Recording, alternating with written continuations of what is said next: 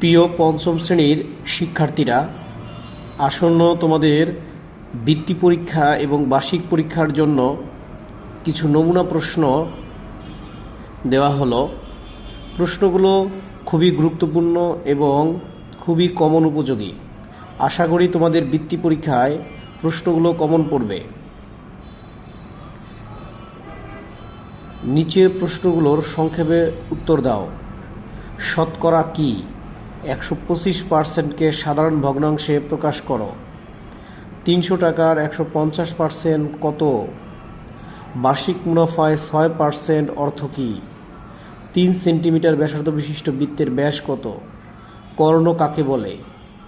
একটি ত্রিভুজের দুইটি কোণের যোগফল 135 ডিগ্রি হলে অপর কোণটি কত?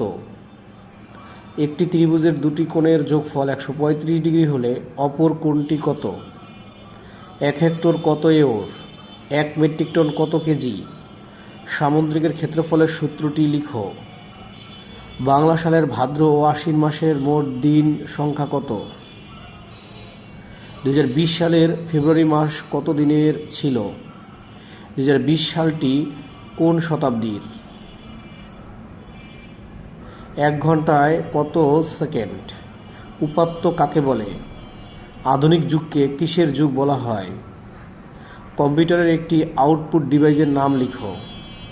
একটি সচল ক্যালকুলেটরের 30 + 7 = 37 হিসাবটি করতে কয়টি বোতাম চাপতে হবে? জনসংখ্যা নির্ণয়ের সূত্রটি লিখো।